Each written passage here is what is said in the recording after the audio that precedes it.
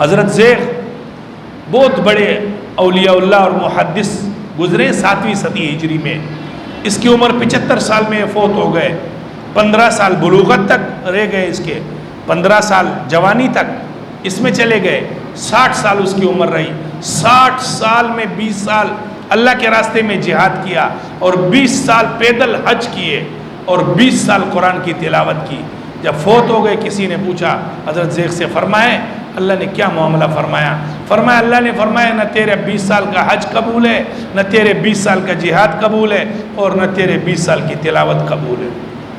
پھر پکڑ میں آ گئے. اللہ نے فرمایا بھائی اور کوئی عمل ہے؟ اللہ آپ بتلائیں، میرے علم میں تو یہی 20 سال کا جہاد، 20 سال کے حج پیدل اور 20 سال کی تلاوت ہے. اللہ نے فرمایا تیرے ایک دن کا عمل جو اخلاص کی بنیاد پر تھا اس کی وجہ سے میں نے تیری بخشش کر دی.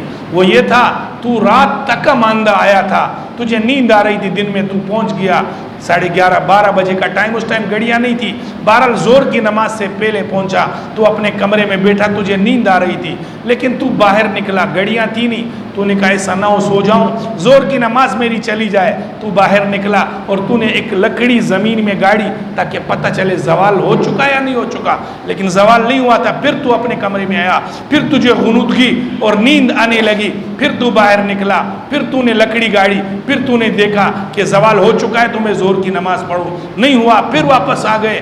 اس طرح تو 7 مرتبہ اپنے کمرے میں آیا اور 7 مرتبہ باہر نکلا.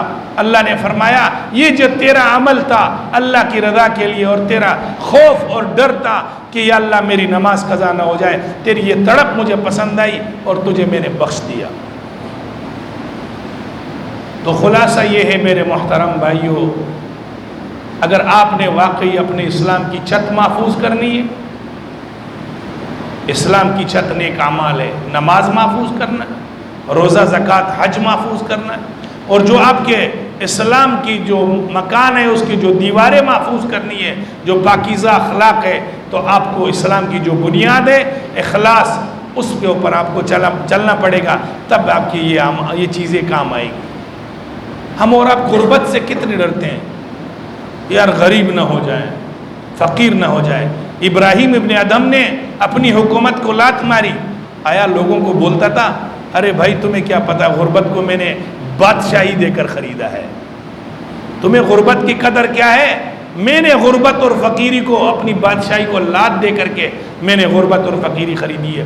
بارش آیا، طوفان آیا، کوئی اپنے مکان کے لیے پریشان، کوئی اپنے مال کے لیے پریشان، اس کے ہاتھ میں ایک اپنی چادر اور گدڑی تھی، اٹھائی اور پہاڑ کے اوپر چڑھ گیا. بولا فقیر اور غریبی کی یہ قدر ہے. مالدار کو پریشانی ہوگی، دنیا دار کو پریشانی ہوگی، لیکن یاد رکھنا غریب کی قدر، غریب کی جو غربت ہے، فرمایا اس کی قدر مجھے پتہ ہے. میرے محترم بھائیو، جتنا اللہ کے قریب ہوں گے، اعمال صالحہ کے قریب ہوں گے، لیکن اعمال صالحہ کے اندر اخلاص کا ہونا ضروری ہے.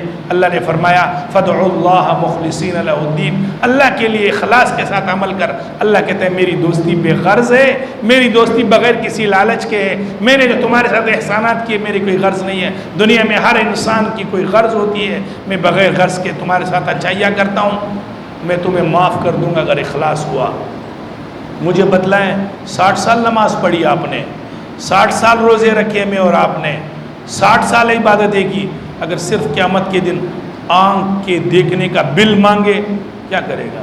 کان سننے کا بل مانگے کیا کر سکتا ہے؟ اور اگر کہے بھائی چلو تو نے نمازیں پڑھی ہے، تو نے 60 سال کیے نا، تو 60 سال رہے میری جنت میں اور چل نکل، کیا کر سکتا ہے؟ اگر یہ اعمال کا بدلہ اللہ لیتا تو بولتا بھائی تو کان سے تو نے میرے کانوں سے سنا، میرے قدموں سے تو چلا، میری زبان جو میری دی اس سے تو نے بولا، میری آنکھوں سے تو نے دیکھا، دے ختم. اس لیے حدیث پاک میں آتا اللہ سے عدل مت مانگو، اللہ سے رحمت اس کی مانگو کہ اللہ تو رحم فرما. رحمان کا معنی یہی ہے جو بے غرض کے بغیر کسی لالچ کے بغیر کسی طرح کے احسانات کرتا ہے، وہ اللہ کی ذات ہے.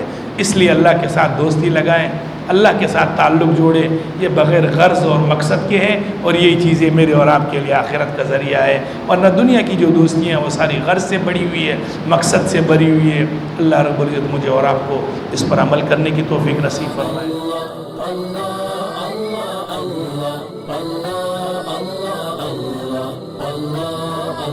اللہ